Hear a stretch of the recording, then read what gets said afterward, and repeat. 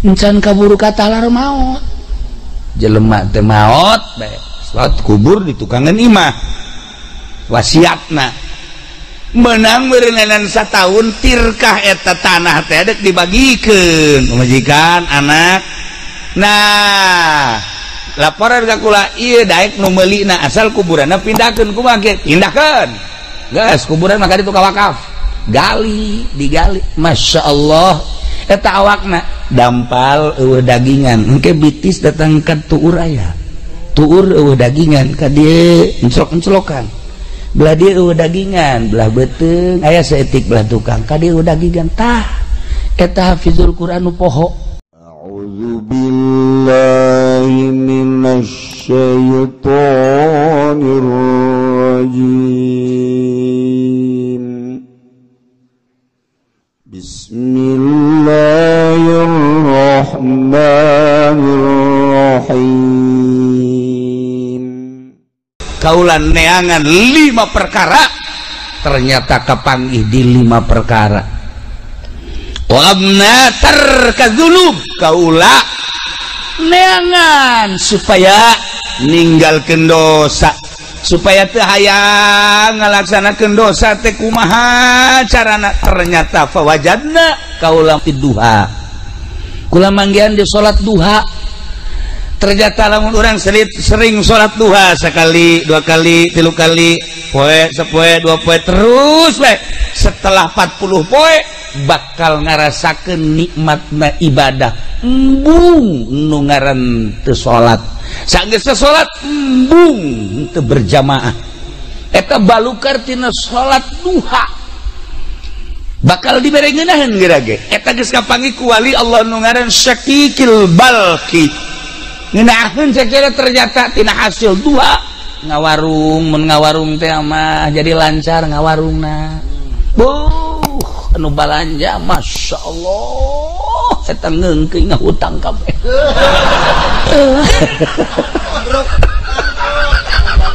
henteu siapa tuh inget ka bangkrut bae sih henteu lamun tani Masya Allah subur tanina ieu berkat salat duha eta nu kos karalatina mah geus biasa tapi nu istimewana bakal dibere tarkadzunub embung urang ngalaksanakeun dosa bakal hayang ibadah sebab dibere ngeunaheun duha nomor 1. Nomor kedua talabna dia al kubur kaula neangan supaya caang kuburan teh berbagai cara neangan fawajadna ternyata aku kula kafangi fi sholatil lail salat tengah peuting tahajud begitu salat tahajud Allah kula loba-loba jang urang raja bangun 2 rakaat bae 4 besi gering 2 bae 2 daripada ke gering dibawa ke mantri kunali saya mabok tahajud 2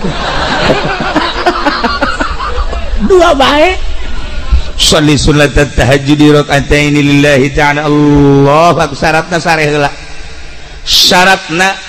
heula sanajan sakrajep lamun hayang salat penting tapi can sare cenah kiai witir 11 rakaat witir geus cenah kiai ibadah mah biasa salat hajat ge geus cenah kiai salat tasbih ngomong doang geus ya keur dongeng doang keur dongeng geus di mana nyaho ngaran teh nyaho rupa salat tasbih.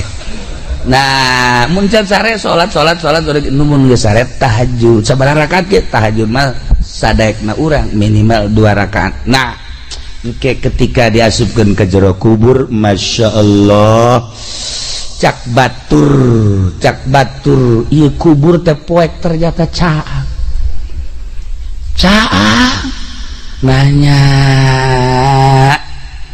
Ki Basrudin nanya ke malaikat kok iya cang amat iya tahajud Masya Allah begitu aja pede paeh kan poek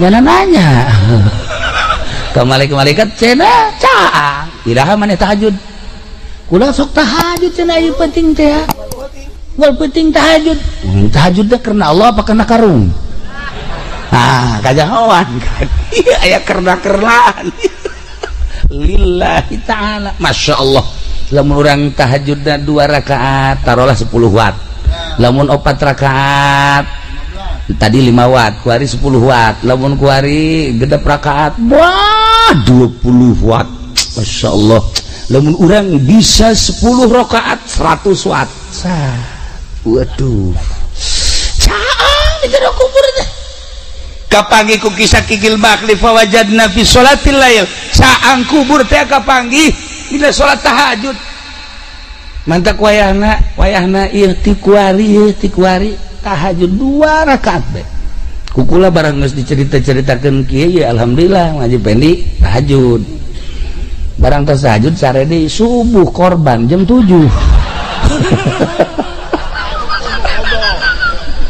ai tahajud lah tahajud ai subuh koboan usolli fardhu subuh koboan ayo tuh beres tadi ayo jelema nu kos kieu nya atuh leye syakikil balki jaritakeun wajadna fi sholatil lail ya Allah ya Rabb talabna su'ala munkari wa nakir kaula neangan pisalametin jang pertanyaan malaikat munkar nakir tingali ku kaula pagawean ternyata fawajadnahu fi qiraatil Qur'an kapanggih kukula horenganan jang ngajawab pertanyaan soal munkar nakir adalah maca Quran ya Allah ya Rabb lamun Sidina Abu Bakar Siddiq radhiyallahu anhu nama tamat Quran teh berang satamatan peuting satamatan hese ngomongkeunana tak kos kitu mah kabelah dieuna nyana salat 2 rakaat tahajud usolli sunat tahajud di rakaatin Allahu akbar rakaat awal ti alif lam mim datang ke surat kahfi rakaat kedua ti surat kahfi datang ke qul a'udzu birabbin nas Masya Allah karim kabelah dieuna sarakaat satamata 2 rakaat satamata eta si kumaha ngukurna kumaha macana urang lamun keur sajuz setengah jam benu lambat setengah jam berarti lamun hayang tamat sabaraha jam ngaji cepet atuh diajak kan angel setengah sajuz teh ya 5 gitu ngaranna setengah jam kuari 30 juz cepet sabaraha jameun 15 tahun nu bener sih hitung coba bener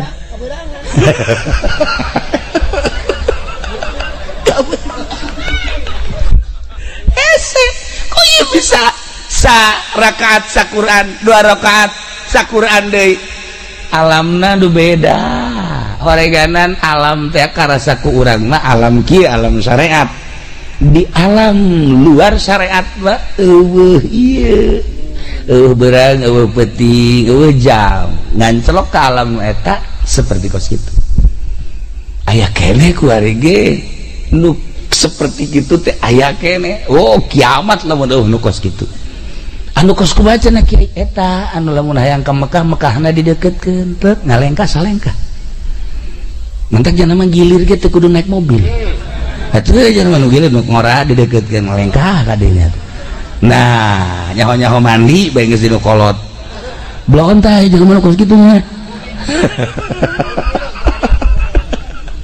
tah ieu oreganan maca Quran eta teh kajahoan ku kutubul aulia syakikil balki ngajelaskeun nyana geus nempo ka jelema-jelema ahli Quran eta ditanya ku malaikat munkar nakirna babarieun jasa Allah geus teh hese jawab ahli Quran jelema talar Quran setelah talar Quran ustad geus talar Quran kebelah dieuna jadi calo Quran teu dibaca jadi calo tanah Quran teu dibaca 10 tahun nyana nyaloan akhirna Quran poho boleh bejakeun begitu poho nyana bebeja ka kula kiai aduh cenah kula ieu talar Quran aju kula nyalo 10 tahun akhirna sugih henteu Quran poho cekeun ieu kukula rada dicarekan talar deui awas ya lamun sampaikan ka paeh haju ieu Quran can katalar siksa kukula Hafizul Quran cilaka lamun datang ka paeh henteu kembali deui teu kudu dicaritakeun hadisna waktu langsung we nyana balik ka mana alar deui Quran dimulayan deui terus encan kaburu katalar maot jelema teh maot bae salat kubur di tukangan imah wasiatna menang merenganan satahun tirkah eta tanah teh dek dibagikeun majikan anak. Nah laporan ka kula ieu daek nu meulina asal kuburanna pindahkeun kumaha ge pindahkeun geus kuburan mah kaditu ka wakaf digali Masya Allah eta awakna dampal eueuh dagingan engke bitis datang ka tuur aya tuur eueuh dagingan ka dieu enclok-enclokan belah dia dagingan belah beteng aya saeutik belah tukang ka dia dagingan tah eta hafizul Quran nu poho disiksa tah ulah nyaritakeun jelema nu beleger loba jasa ketika digali kuburanna beleger padahal jelema bodoh ikhlas waktu ibadahna muslain saeutik ka makos kitu mah loba aya jelema kiai beledegan kiaina wah hebat jasa begitu maot bau mayit nage.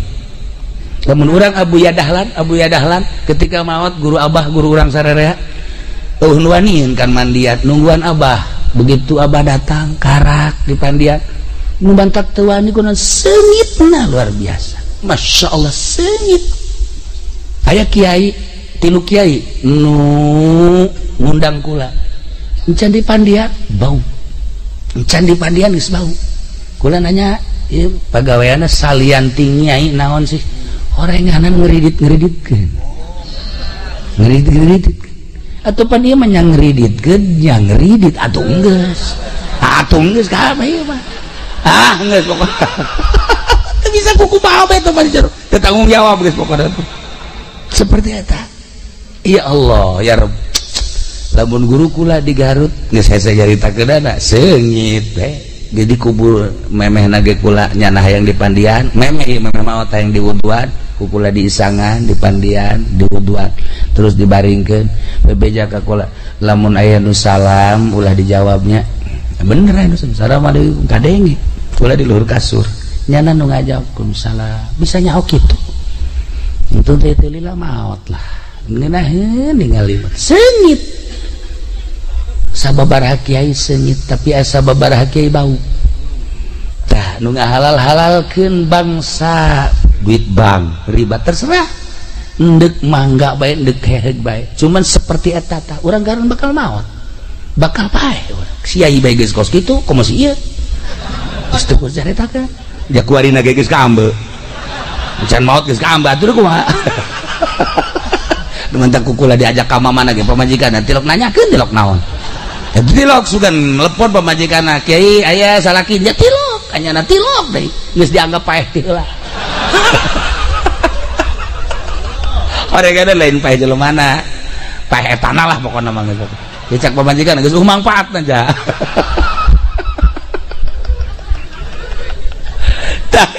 nomor kahiji nomor kadua mantak maca Quran kade ibu si kade aduh cenah geus kaburu teu bisa ja baheula mah teu belajar naon bisa kuari bisana cenah kulhu Quran kene geus baca kulhu saloba-lobana ulah kurang ti 200.000 jadi atakah eta kulhu jelema anu maca kulhu sampikeun ka 200.000 haram awakna ka neraka teu kumaha coba cak Kanjeng Nabi eta maca ti kuari kulhu Allahu ahad Allahus samad lam yalid wa lam yulad wa lam yakul lahu kufuwan ahad dan make batu hiji kulhu Allahu akbar 200.000 200 batu bisa pakai ngabangun imah eta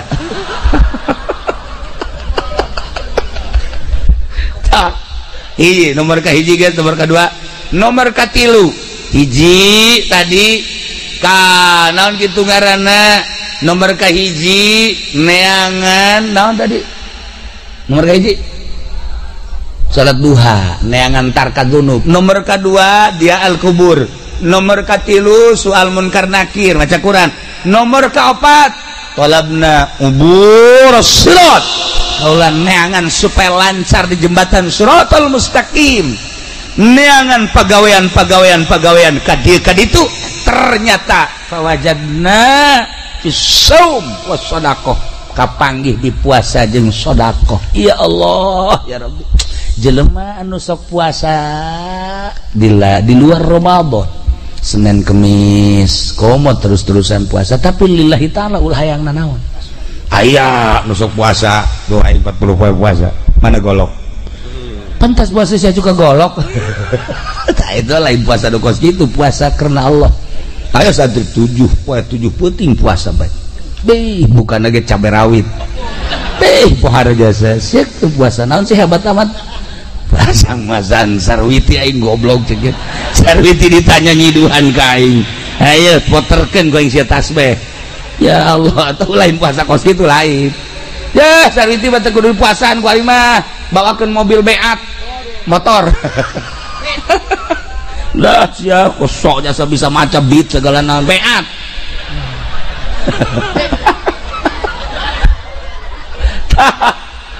Masya Allah. Tapi kadang-kadang aya sih awewe teh dibawakeun mobil ge embung bae, tapi begitu diputarkeun Izqala Yusuf bae, Masya Allah. Mana Kang Pendi?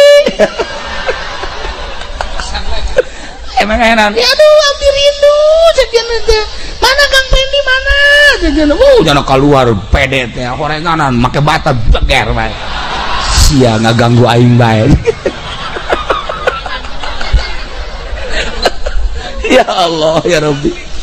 Nah, ieu ngajembat di jembatan Shiratal Mustaqim. Kabeh urang bakal ngajembat. Justru ngajembat teh orang ayeuna. Urang kuari keur aya dina jembatan Shiratal Mustaqim. Kuari ngajembatna, anu kuari sering sedekah, nu kuari sering puasa, eta ngajembat di jembatan Shiratal Mustaqim. Nah, Masya Allah, aya anu sakilat kos kilat datang ke surga. Aya anu kos manuk plek langsung datang. Aya anu kos kuda sak datang ke surga. Aya nu lumpat plek. Aya nu lempang, aya nu ngesot tapi tetep bae datang. Aya nu kakara ke salengka doa leka gejebur. Iya. Oh.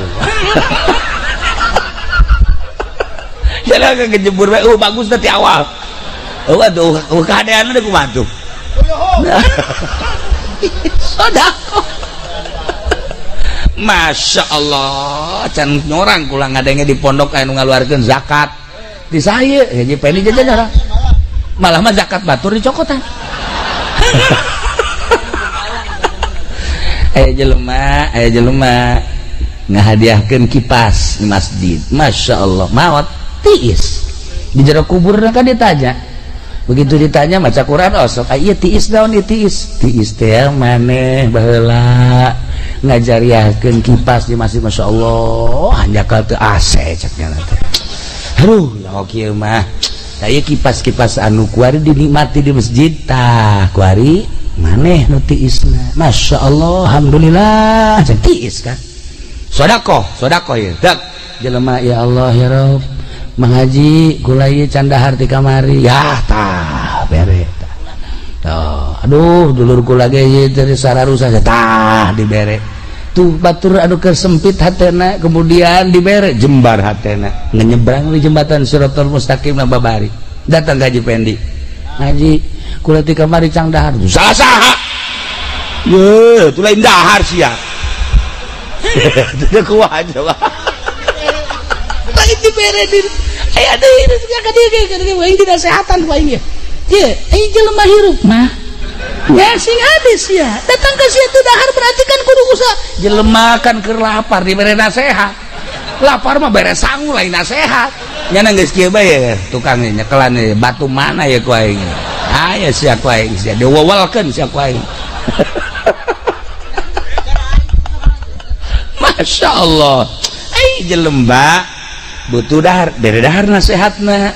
Jelema butuh ilmu, bere ilmu nasehatna. Jelema hayang kawin, bere awewe nasehatna.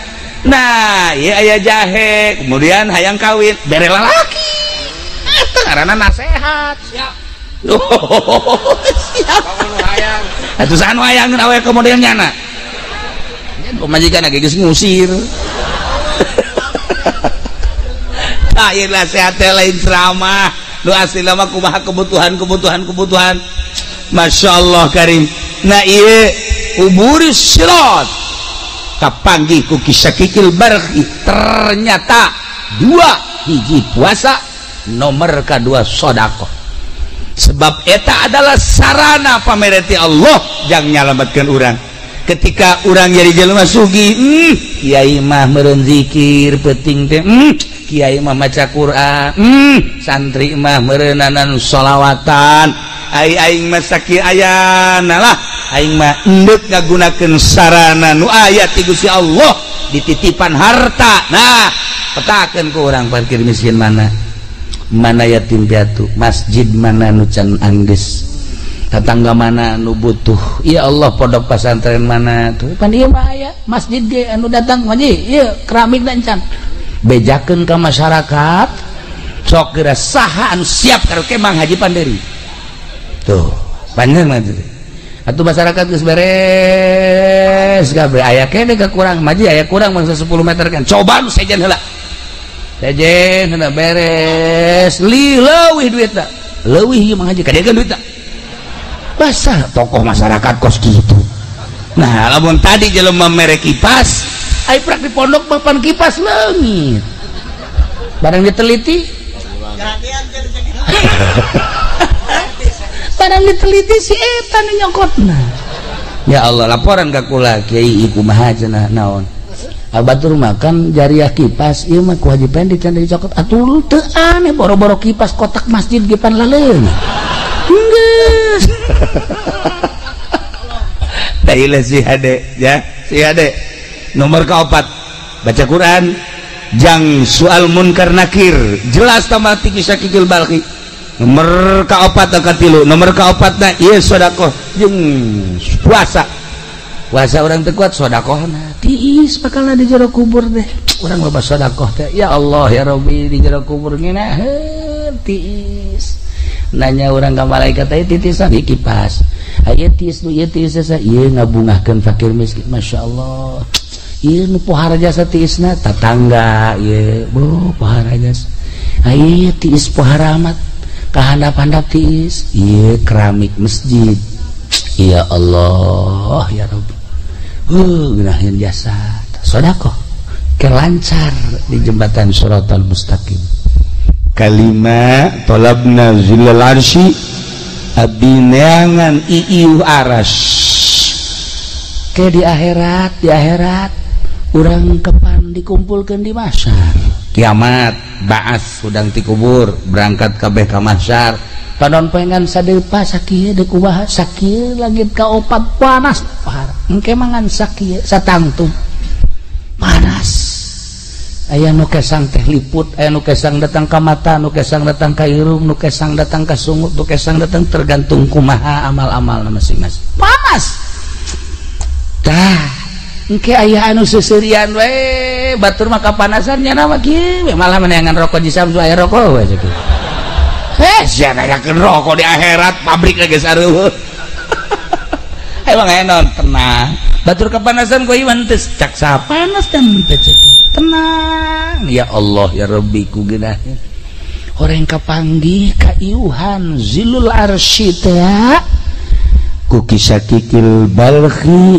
kapanggih ku anjeunna talabna zillal arsy abdi neangan iiuh aras jang ngiuhan jaga di mahsyar ternyata fawajadna kukula kapanggih iiuh tersebut horenganan tina zuhud tina ulah pati resep kana dunia tayu mah hese jasa mah boro-boro pangkat dolein kiai-kiai gersep desa kana dunia waharat nah ieu terakhir supaya direnungkan ku urang ulah pati resep teuing boga mah pamere Allah hese ditahan aja yang ditolak tetapi ta'alluqna hate terhadap dunia ieu nu kudu diarahan nu mantak jadi kiai tapi ieu ngaleungit-ngaleungitkeun resepna nu hese